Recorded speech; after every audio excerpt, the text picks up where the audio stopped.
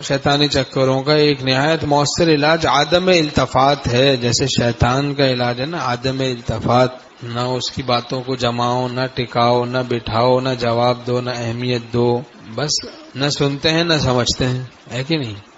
وسوسے ڈال رہا ہے، نہ سنیں اس کو نہ سمجھیں، سمجھنے کی بھی کوشش نہ کریں کیا کہہ رہا ہے، کیونکہ سمجھنے کی کوشش کریں گے تو پھر دل گھبرایا گا، یہ تو بڑی خطرناک بات ہے. اب ایک کتا بھونک رہا ہے، آپ اس کو سمجھنے کی کوشش کر رہے ہیں کہ کیا کہہ رہا ہے. بھائی وہی کہہ رہا ہے جو کل کہہ رہا تھا، پرسوں کہہ رہا تھا، 10 سال 100 سال پہلے کہہ رہا تھا، وہی کہہ رہا ہے، اس کا کام ہی بھونکنا ہے. اب آپ کوئی کہے کہ کافی دیر سے بھونک رہا ہے، بھائی پھر سمجھوں دو، بھائی آپ کا تو نہیں ہے نا کتا، بس پھر ضرورت نہیں ہے. اتنا دیکھ لے کہ اپنا ہے تو کہیں کسی حفاظت کے لیے پالا ہوا ہے تو آدمی جاتا ہے کہ چور تو نہیں آیا ہوا، بیٹری تو نہیں نکال رہا میری گاڑی کی. لیکن باہر آوارہ کتا ہے، کیا آدمی اس کی باتوں کو سنے سمجھے.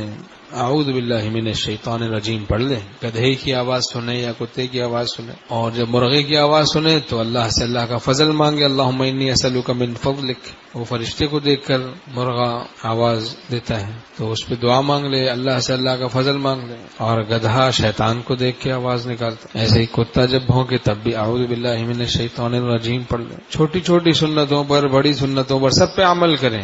حکیم الامت تھانوی رحمۃ اللہ فرماتے ہیں واللہ وسوسوں کا علاج عدم التفات ہے. قسم کھا کے فرماتے ہیں وسوسوں کا علاج عدم التفات ہے. توجہ ہی نہ کرو. جبھی شیطان سے کشتی لڑنے کی تعلیم نہیں ہے شریعت میں.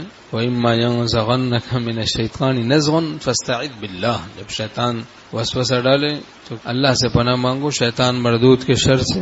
اعوذ باللہ من الشیطان الرجیم. شیطان سے لڑنا بھیڑنا نہیں ہے جب وسوسوں کا ہجوم ہو. اعوذ باللہ من الشیطان الرجیم پڑھ لیں، اور آمنت باللہ ورسلہ اس کو پڑھ لیں. اور عدم التفات کریں، توجہ ہی نہ کریں، التفات ہی نہ کریں. وسوسوں سے گھبرانا نہیں چاہیے. کسی نے بتایا کہ وہ گیدڑ رات کے وقت میں جاتا ہے جنگل ونگل میں ان کے علاقے میں، اور وہ جا کے جو ہے نا وہ درخت پہ دیکھتا ہے، اس کی چمکتی ہوئی آنکھیں دیکھ کے وہ مرغیاں ڈر جاتے ہیں، اور ڈر کے وہ ایک دم وہ پھڑپھڑاتے ہیں، اڑتے ہیں، نیچے گر جاتے ہیں، پکڑ کے لے جاتا ہے، کھا جاتا ہے ظالم. تو یہی ہے وسوسوں کی مثال دے گی. اب ذرا سا شیطان نے آنکھیں دکھائی، ایسا گھبرا گیا، اوڑنا پھرنا مچلنا اتنا زیادہ شروع کر دیا، بے اعتدالی میں مبتلا ہو گیا، تو وہ ہلاک ہو جائے گا. بھائی بیٹھا رہے، وہ بیٹھی رہے، مرغی خاموشی سے آنکھ بند کر لے. اب مرغی کا کام کیا ہے؟ عافیت سے جینے کا طریقہ مرغی کے لیے کیا ہے بھائی؟ اس نے دیکھا کہ کوئی چمک رہی آنکھ بند کر لے، چل بھائی. جب دن آ گیا پھر کھول لے. ہاں کہاں ہے گیدڑ؟ کچھ نہیں. عجیب مثال ہے. عجیب مثال ہے. عدم التفات کے خیال کے ساتھ کسی دوسرے کام کی طرف متوجہ ہونا بھی وسوسوں کی طرف التفات ہے دراصل. یعنی عدم التفات کا اہتمام تو ہے، لیکن اس خیال کے ساتھ کہ میں اس لیے ادھر متوجہ ہوں تاکہ اس طرف سے میری توجہ ہٹ جائے، یہ خیال ایک مستقل ہے. تو کیسے عدم التفات صحیح ہوگا؟ تو صحیح طور سے عدم التفات ہوگا کہ کسی جائز اور مزیدار کام کی طرف متوجہ ہو جائیں، بس مطلق توجہ اس طرف سے ہٹا کر وسوسوں کی طرف سے رفتہ رفتہ خود ہی اعتدال آتا جائے گا. حضرت خواجہ عزیز رسول مجذوب رحمۃ اللہ فرماتے ہیں طبیعت کی رو زور پر ہے تو رک، نہیں تو یہ سر سے گزر جائے گی. ہٹا لے خیال اس سے کچھ دیر کو، یہ ندی چڑھی ہے اتر جائے گی. جب وساوس کا ہجوم ہوتا ہے تو شیطان مایوس کرتا ہے کہ اب تو اسی طرح سے تمہیں زندگی بھر رہنا ہے، اگر ساری زندگی اس طرح رہنا پڑے گا تو پھر کیا کرو گے؟ اب مایوس ہونے لگ گیا، ڈرنے لگ گیا، پریشان ہونے لگ گیا. امور مشوشات میں مبتلا کرتا ہے شیطان. جو غور و خوض انسان کو تشویش میں مبتلا کر دے اس غور و خوض سے بچیں، وہ مضر ہے باطن کے لیے. نہیں سمجھے؟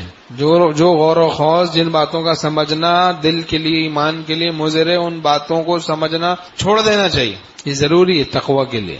ہر چیز کو سمجھنا ضروری تھوڑی ہے، بعضی چیزوں کو نہ سمجھنا ضروری ہوتا ہے. تو سمجھ رہے ہیں نا، بعض معقولی عقل پرست ہوتے ہیں، وہ ان چیزوں میں بھی غور خوض کرتے ہیں جن چیزوں میں غور خوض کرنا مضر ہوتا ہے. ہماری شریعت اور ہمارا دین ہماری رہنمائی کرتا ہے ان موقعوں پر. اس بارے میں مت زیادہ سوچو، اس بارے میں خوب سوچو. ذکر برائے خالق ہے، فکر برائے مخلوق ہے. مخلوق کے بارے میں اپنی فکر کو خوب استعمال کرو، اور ذکر اللہ کا ذکر کرو. اللہ کے بارے میں اپنی دماغ کو مت چلاؤ، اس کی مخلوق کے بارے میں دماغ چلاؤ. اللہ کا ذکر کرو، مخلوق میں فکر کرو. ذکر برائے خالق، فکر برائے مخلوق.